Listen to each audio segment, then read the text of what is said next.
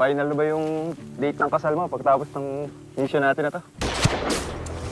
Man down! Ang nakaraan sa tadhana. Nay! Nay, tama na! Nay, tama na! Na-file ko na yung application ko sa Korea. Magdo-domestic helper ako. Paano ako mapapaaral sa'yo? Di ba gustong-gusto mo maging sundalo? Tuloy mo yun. Pangarap mo yun eh. Laura! Laura! Hindi mo na pumayag mo ako! Tita! Tita, tama na po! Jaime, kailangan mo nang mamili. Ako? O yung nanay mong bastos?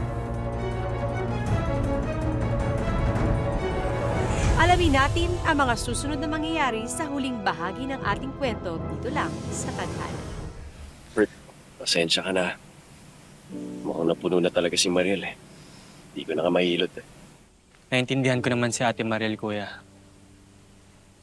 Sa totoo lang, kahit ako hirap na rin kinanay eh.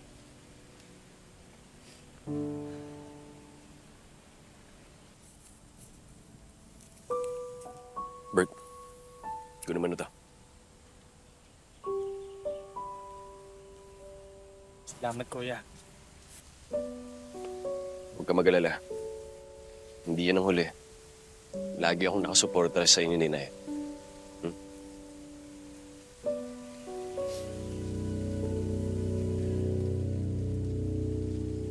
Nay! Huwag mong hawakan. Simula ngayon, wala na akong anak na Jaime. Pakisiguradong wala kang may iwang gamit dito. Sige, sa'yo na yan. Itago mo. Pa-frame mo. Para may alaala ka ng mag-inang sinira mo ang relasyon.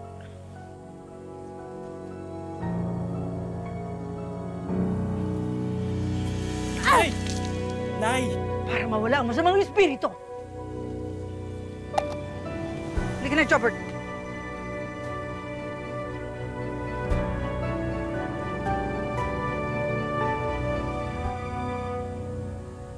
Anak! Anak!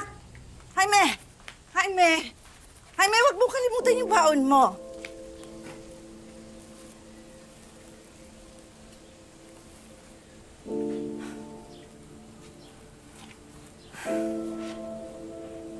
Talaga ho bang hindi niyo makukuha ng tama yung pangalan ko, Nay?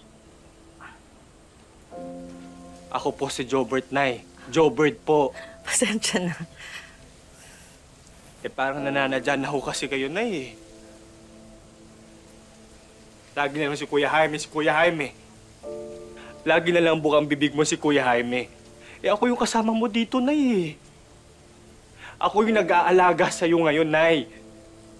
Ako po yung nagtitiis sa'yo, Nay. Bakit ka ganyan? Nakalimutan ko lang naman, anak. Pasensya na. Alam ko naman po na hindi ako yung paborito mong anak, Nay. At tanggap ko po yun. Tinanggap ko po. Mano man lang ho, maalala niyo kung sino ako. Mano man lang maalala niyo na si Jobert ako, Nay. Anak niyo naman din ho ako, di ba? Anak mo ko, Nay eh. Anak. Jobert. Jobert. Kung talagang mahal niyo kami mga anak niyo, Nay, hindi ka po magiging ganyan, Nay. Hindi mo rin ho babastusin ang babaeng mahal ni Kuya Jaime. At hindi mo po makakalimutan ang pangalan ko, Nay.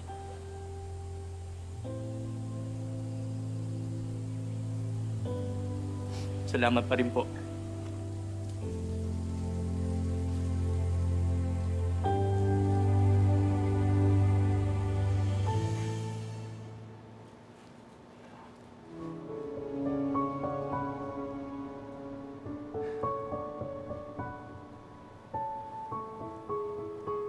Mahal, salamat. Ikaw ang katuparan ng mga pangarap ko. Nung dati, malungkot ang sinapit natin sa maliit na barong-barong na tinutuluyan natin. Kaya ngayon, pangako ko na pupunuin natin ng saya ang bahay natin.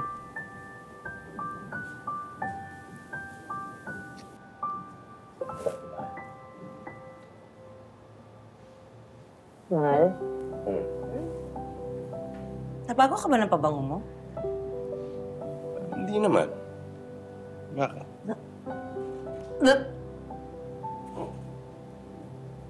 Okay ka lang? Mahal, hindi ko gusto yung pabango mo. Hindi pwede sa akin yung ganyan eh. Hindi. Paltan mo.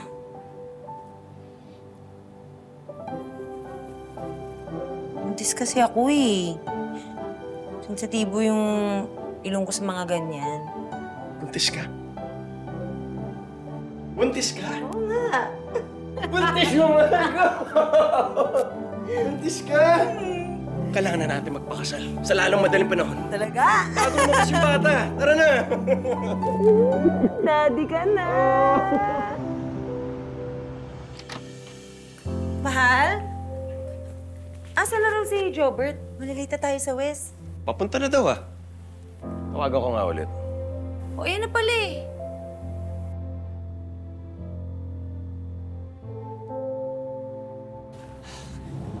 Kuya ate, Hindi ako makapapayag. Pasikreto niyo pang gagawin ng pagpapakasal?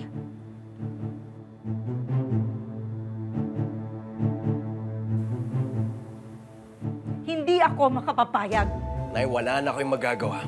Pakakasalan ko si Mariel sa ayaw at sa gusto mo. Jobert, ba may napag-usapan na tayo? kuya, bago ka magalit, pakinggan mo muna si nanay. Nay.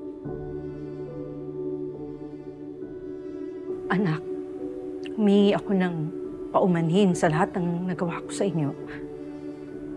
Alam ko wala akong karapatan na humiling ng kahit na ano.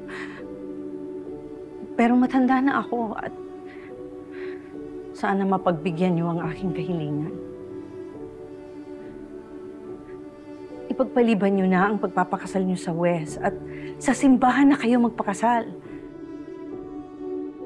Ako na mismo ang magpapakasal sa inyo. Mariel, nakapaghintay na kayo ng ilang taon? Baka pwedeng makapaghintay kayo ng ilang linggo lang? Ayusin ko yan ang lahat. Para sa simbahan na kayo makasal. Hindi ba mas mabuti kung Diyos ang magbubuklod sa inyong pagsasama? Yun ang magugustuhan ng tatay mo, anak.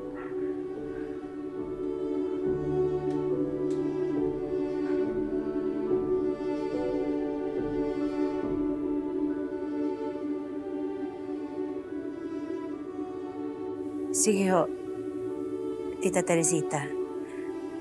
Kung yan ho ang ikakapanatag ng loob niyo. Huwag mo na akong tawagin, tita.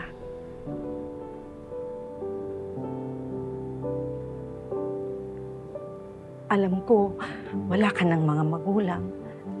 Ituring mo na lang akong pangalawang ina.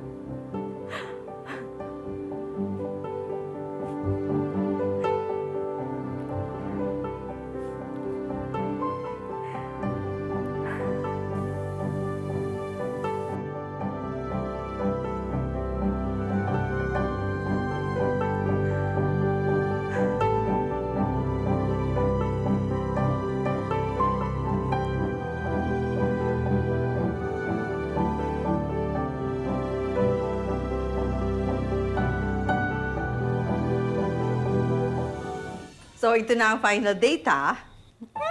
Tapos, ako nang in-charge sa reception. Sigurado po, Nay? Oo, nakuha ko ng insurance ng tatay nyo.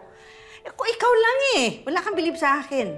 Mas makakatipid tayo. Naku, para sabihin ko sa'yo, sa kongregasyon noon ng tatay niya, ako ang nagde-design ng reception ng mga kinakasal. Nanay, no? Diba? Oo. At saka, pag manganganak ka na, Mariel, ako ang magpapaanak sa'yo. Po? Para sabihin ko sa'yo, ako ang nagpaanak kay Mrs. Esteban. Hindi mo na itatanong kung madraw na si Nay noong Diba? araw. Sige po. Oo. Schedule natin yan.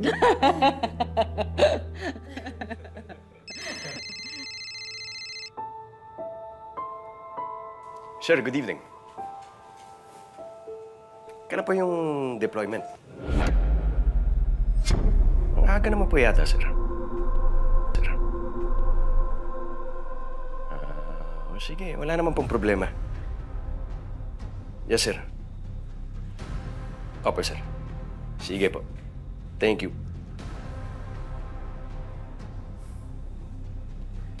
May utos mula sa headquarters. Kailangan ko nang lumipad itong Bernes na to. Paano yung kasal natin? Mahal, importanteng misyon na to. Kailangan ako ng tropa. Mahal, pangako ko. Pagbalik ko, magpapakasal na tayo.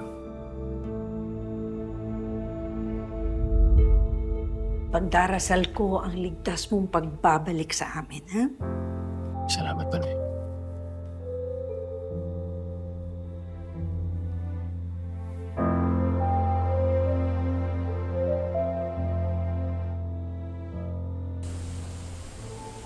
Ano, Bok? Final na ba yung date ng kasal mo pagtapos ng mission natin na to? Mukhang ganun na nga, Bok. Mabuti naman kung ganun. Alam mo, grabe yung tampo ko sa'yo nung di ako yung kinuha mong best man nung nagplano ka magpasal sa West. Biglaan lang kasi yun eh. Kaya kinuha ko na yung kapatid ko. Pero itong parating na kasal, kailangan nandun ka, ha? Bawal umabsent. Dapat lang. Man down! Okay, fire! Men, cover!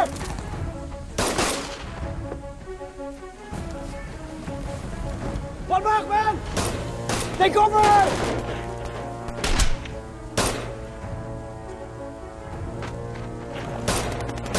Bok! Ano to? Ang gagawin natin dito?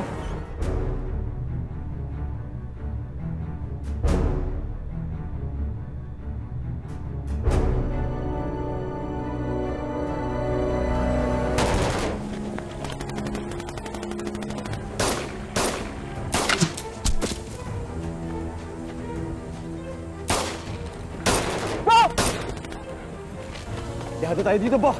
Kailangan natin lumatras. Men! Fall back!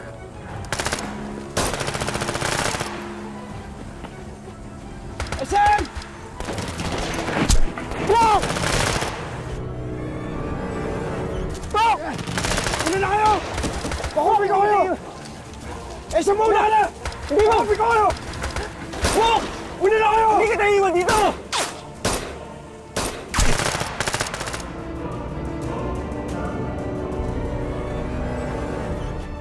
Bok! Bok!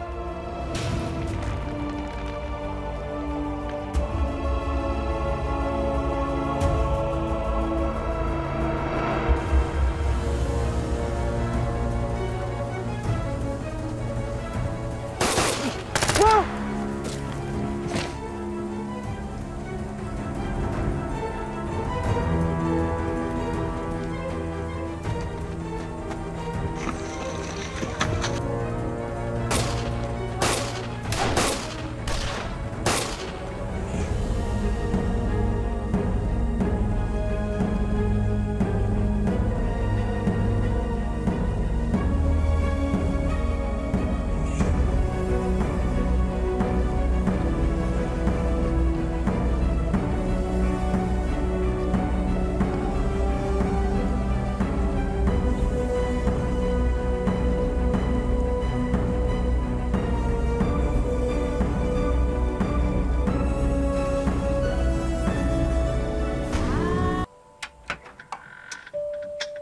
Mariel, Esay? Anong nagawa mo dito? Di ba may operation kayo sa Mindanao? Mariel, Asan si Jaime? Mariel, patawarin mo ako.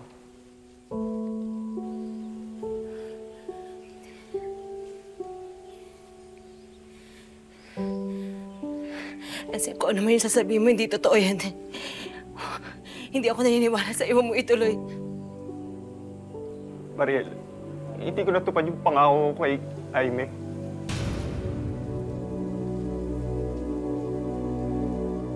Sinalo ni Jaime yung bala na dapat tatama sa akin. Kung hindi dahil sa kanya,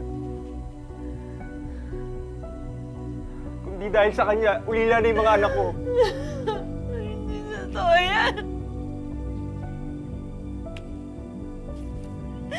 Pamihimo, sinabi mo, Esther! Pamihimo! Hindi ko Jaime, may anak kami! May anak kami! Hindi ko kaya! Mariel. Hindi!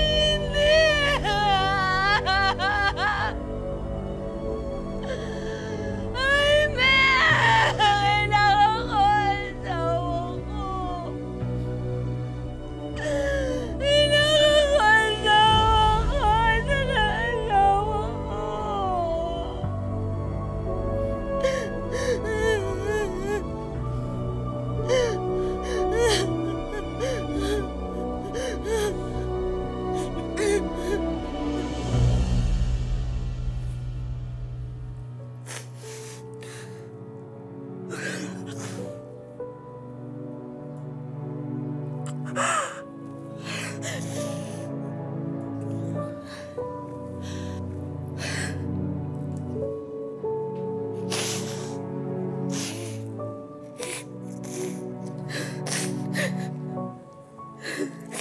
Gagaling ko lang po sa kampo, Nay. Ako po kasi yung ginawang next of kin ni Kuya.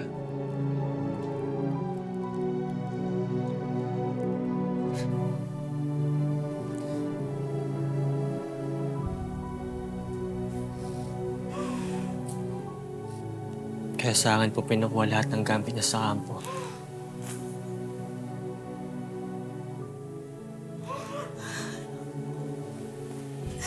Panginoon ko, bakit pati ang anak ko? Bakit pati sila?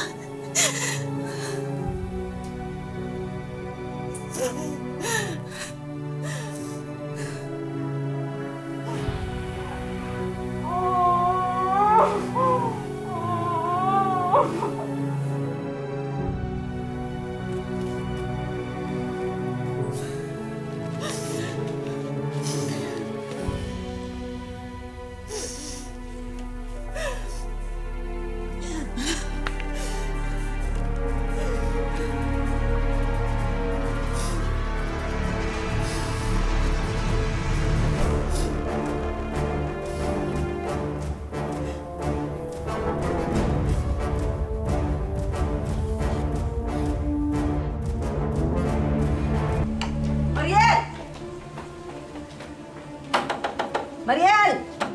Lumabas ka dyan! Sandali lang po. Nay? Siya, palayasin niyo ang squatter na yan sa bahay na pinatayo ng anak ko! Mariel Magallanes? Opo, ako po yun.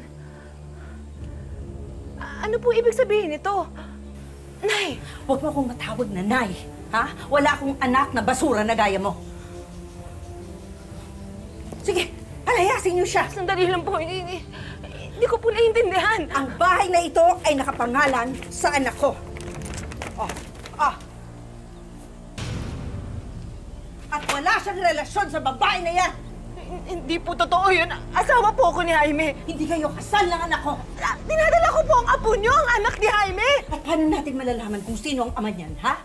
Laging nasa kampo ang anak ko. Balay namin kung sino-sinong nakalandian mo dito. Ay! Nakita niyo yun! Ikulong niyo! Alam ninyo, Nay, na wala ako ibang minahal kundi si Jaime! Ikulong niyo siya! Sinaktan niya ako! Sabi po ako na totoo, bahay po namin ito na asawa ko! Pruweba ako! Maawa po kayo sa akin!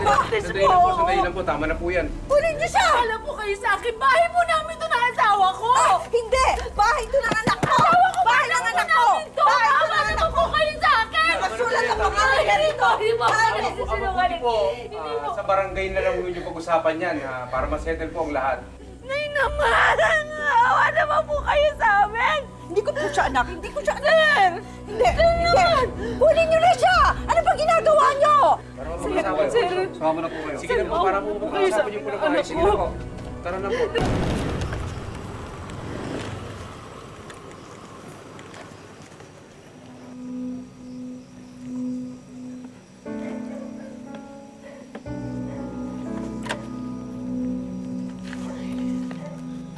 Salamat, Carlo, Sinundo mo ko. Huwag mo na isipin yun. Bakit naman kasi hinayaan mo ipangalan kay Jaime yung bahay niyo? Ikaw naman gumastos nun, di ba? Dapat nakapangalan sa'yo yun. Nag-loan din naman siya para dun di ba? Tsaka ikakasal naman na kami. Hindi ko na maalam na mangyayari lahat ng to. Ano plano mo niyan ngayon? Hindi ko hahayaan na burahin ng Teresita na yun lahat ng alaala namin ni Jaime. Babawiin ko lahat ng sakin.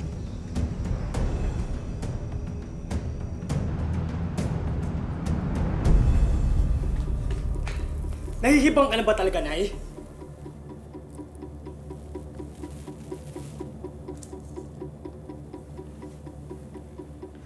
Huwag mo akong pagtataasan ng boses. Nanay mo pa rin ako. Kung talagang nanay ka namin, umarte ka naman bilang isang tunay na ina! Yan. Sampal gusto mo? Para lalo kang madisiplina? Ang tabil-tabil na ng dila mo. Wala ka ng galang. Napakalupit mo, grabe ka na! Sige! Sampalin mo pa ako, Nay! Sige, sampalin mo pa ako! Ibigay mo lahat ng kalupitan mo sa akin! Pero maawa ka naman sa naulilang mag-ina ni Kuya Jaime! Maawa ka naman, Nay! Maawa ka! Sa tingin mo kung nabubuhay si Kuya Jaime, anong sasabihin niya sa pinaggagawa mo kay Ate Mariel? Sa magiging anak nila? Ha? Sa magiging apo mo, Nay! Sa apo mo! Sige! Kampihan mo sila, ha? Kalimutan mo ang sarili mo, ina! Wala kong inang demonyo, Nay!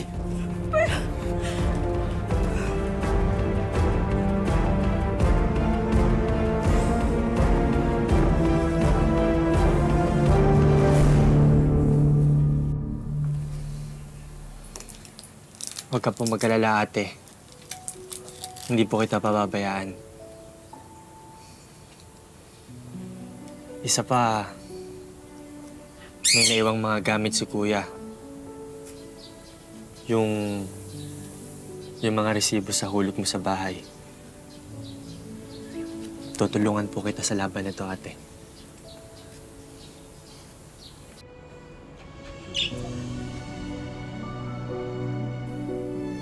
Ate,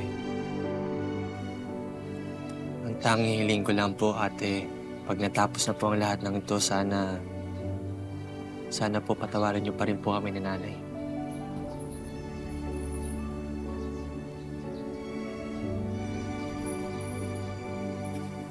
Hindi ko hawak ng bukas, Jobert.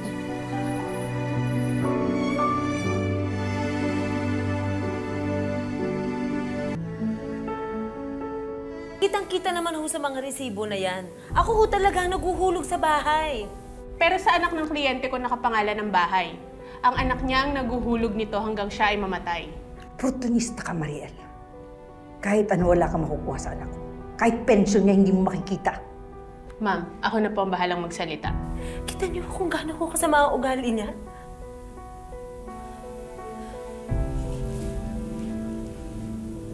Jobert, manganganak na yata ako. Dali mo ko sa ospital! Dali mo ko sa ospital dahil manganganak na ako!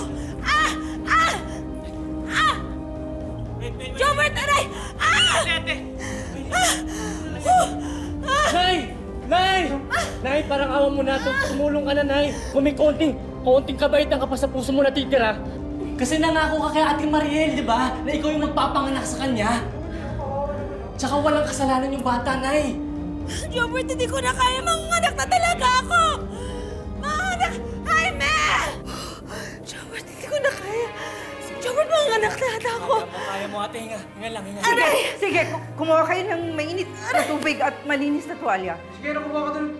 Jobert, alisin natin mga gamit dito. Jaime, Diyos ko, manganganak na yata ako!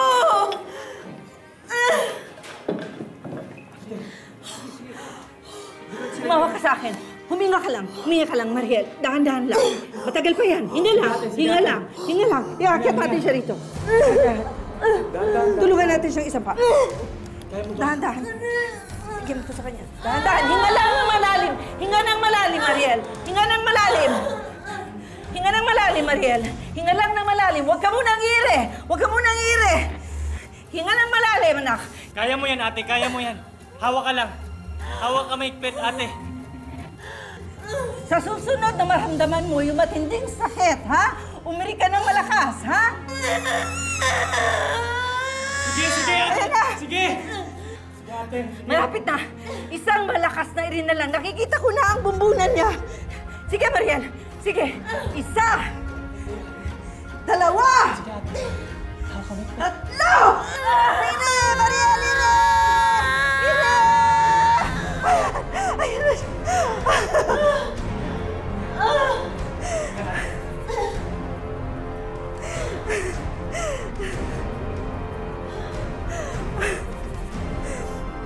Lalaki ang anak mo, Maria. Lalaki ang apo ko. Ate. Lalaki.